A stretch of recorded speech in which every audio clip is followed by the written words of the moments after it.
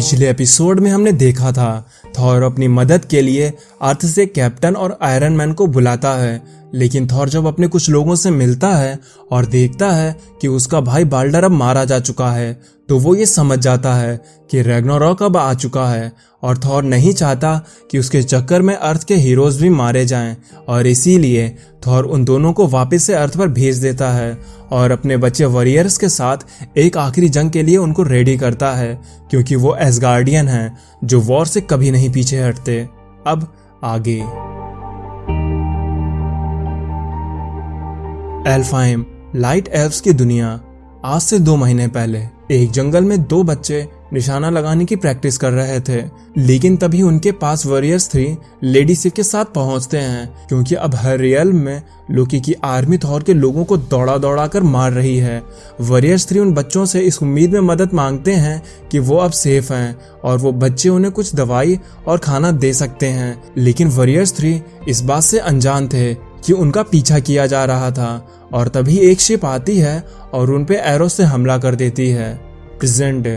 अब उस हादसे को हुए कुछ दिन बीत चुके थे, सर्दियों का मौसम आ चुका था और इसीलिए पेड़ों से पत्तियां अब झड़ चुकी थीं। चारों तरफ बर्फ की सफेद चादर के सिवा कुछ भी नहीं था, लेकिन एक जगह ऐसी भी थी जहां पर अभी भी कोई जिंदा बचा था और वो खुद को उस ठंड से बचाने के लिए आग को जलाए बैठा था।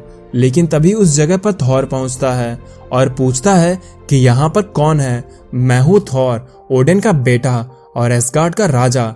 लेकिन तभी अंदर से वॉलस्टैग थॉर पर हमला करने के लिए निकलता है और बोलता है, तुम असली नहीं हो सकते हो, क्योंकि थॉर मेरी आंखों के सामने मर गया था। लेकिन जब वॉलस्टैग की एक्स थॉर के आर्मर से टकराती है तो वह टूट जाती है और इस वजह से वॉलस्टैग पहचान जाता है कि ये असली थॉर है। फिर वॉलस्टैग अपने राजा के सामने घुटनों पर बैठ जाता है और कहता है, मुझे माफ करना मेरे किंग, मुझे लगा कि ये कोई गोस्ट है।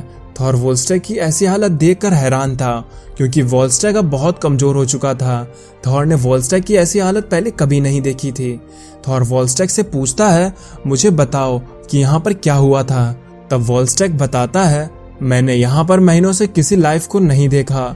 यहाँ पर अब सब कुछ खत्म हो चुका है। हम यहाँ पर लाइट एल्व्स की दुनिया में मदद के लिए आए थे, लेकिन तभी हमारे दुश्मनों का शिप आ गई और उन्होंने फेंडुल के दिल में अपनी तलवार घुसेड़ दी, हुगन को बीच से फाड़ डाला और लेडी सिप हम उन्हें भी नहीं बचा पाए। अपने सामने इस तरह का मंजर देखकर मैंने हार मान ली और मैं वहां से भाग गया और अब मैं उनसे बचते हुए इस तरह की डिसऑनर से भरी जिंदगी को जी रहा हूँ। मुझे माफ कर देना मेरे किंग, मैं हमारे दोस्तों को नहीं बचा पाया। जिस पे थॉर कहता है, मैं तुम्हें माफ नहीं कर सकता वॉलस्टैग, तुम्हें उठना होगा और अपने ऑनर के लिए लड़ना होगा। तुम्हें लड़ना होगा उन एल्व्स के लिए जो यहाँ मारे गए। तुम्हें अपने दोस्तों वॉरियर्स 3 और एसगार्ड के लिए लड़ना होगा। हम कभी भी हार नहीं मानते हैं, हम लड़ते हैं और चाहे उसमें हमारी जीत हो या हार, लेकिन हम अपने ऑनर को कभी भी झुकने नहीं देते। थॉर की ये बातें वॉलस्टैग में एक नया जोश भर देती हैं और वॉलस्टैग कहता है, हाँ मैं लड़ूंगा अपने दोस्तों के लिए, एसगार्ड के लिए और अपने ऑनर के लिए लड़ूंगा। जिसपे थॉर वॉलस्टैग को ट्रोल के एक किंग का हैमर देता है, जिसे थॉर ने मारकर उससे लिया था। फिर थॉर अपनी सेना के साथ निकल पड़ता है बचे हुए लोगों को ढूंढने के लिए, लेकिन थॉर का कारवां जहां से भी गुजरता था उसे बस हर जगह मौत दिखाई दे रही थी। लोकी और एसगार्ड के दुश्मन ना तो किसी को कैद कर रहे थे, ना ही बंदी बना रहे थे। उनके रास्ते में जो भी दिख रहा था वो बस उसे खत्म करते जा रहे थे। उन्होंने इस तरह से तबाही पहले कभी नहीं देखी थी। इतनी बेरहमी और क्रूरता के साथ एसगार्डियन और उसके लोगों को कत्ले आम चल रहा था, लेकिन वो लोग दिन रात बस चलते गए और फिर उन्हें वो आवाज सुनाई देती है जो उनके दुश्मन की थी, यानी कि फेनरिस की। और तभी उनके सामने फेनरिस आ जाता है। वॉलस्टैग कहता है, वेनाहाइम पर अटैक हो रखा है, हमें इन्हें बचाना होगा। और हम देखते हैं कि एक बड़ी सी सेना वेनाहाइम के गेट पर खड़ी है और वहां के लोगों को मार रही है। फिर थॉर और उसकी सेना में जितने भी लोग बचे थे वो सभी लोग एक साथ मिलकर अपने दुश्मनों पर टूट पड़ते हैं, लेकिन तभी थॉर की नजर लेडी सिफ पर पड़ती है जो अभी भी जिंदा थी और वो घायल वैल्करी की मदद कर रही थी। लेकिन सिफ के पीछे से द डिमोलिशर आता है तो थॉर सिफ को वार्न करता है, जिसपे सिफ वहीं पर पड़ी वैल्करी की ब्लेड उठाती है और पीछे से उस डिमोलिशर के शरीर में धंसा देती है और थॉर भी चैन में फेनरिस को बांधकर डिमोलिशर की तरफ फेंक देता है, लेकिन इतना काफी नहीं था। डिमोलिशर खुद को संभालता है और वह फिर से थॉर की आर्मी को क्रश करना शुरू कर देता है, जिसपे थॉर को गुस्सा आता है और वो डिमोलिशर से भिड़ जाता है। लेकिन ये डिमोलिशर कोई साधारण एनिमी नहीं था। जब थॉर के पास उसका म्योनिर हुआ करता था तब भी थॉर मुश्किल से डिमोलिशर का सामना कर पाता था, लेकिन अब थॉर ने बिना अपने म्योनिर के लड़ना सीख लिया है। म्योनिर तो बस एक जरिया था, एक टूल था जो थॉर की पावर को कंट्रोल किया करता था, लेकिन थॉर वो एक गॉड है, और वो भी कोई ऐसा वैसा गॉड नहीं। थॉर है द गॉड ऑफ थंडर। फिर तभी थॉर डिमोलिशर पर एक जबरदस्त थंडर स्ट्राइक करता है, जिस वजह से डिमोलिशर वहीं पर ढेर हो जाता है। थॉर की हालत अब काफी बुरी थी।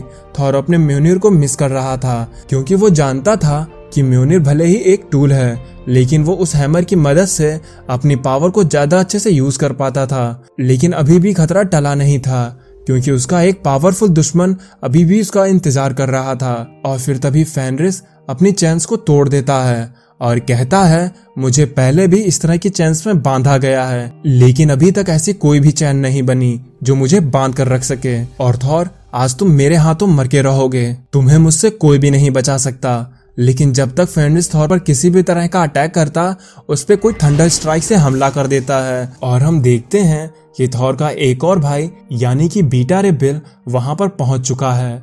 बिल फेनरिस पर हमला करते हुए बोलता है, तुम्हारी हिम्मत भी कैसे हुई कि तुम माइटी थॉर पर इस तरह से हमला करो। मेरे रहते हुए थॉर और उस गार्डियन को कोई भी नुकसान नहीं पहुंचा सकता।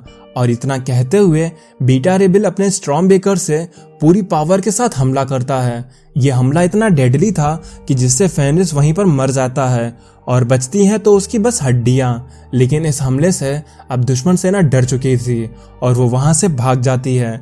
बीटा रे बिल थॉर से कहता है, ये तो अच्छा हुआ कि ओडिन का मैजिक इस स्टॉर्म बेकर पर था, जिसने मुझे बताया कि एसगार्ड को मदद की जरूरत है।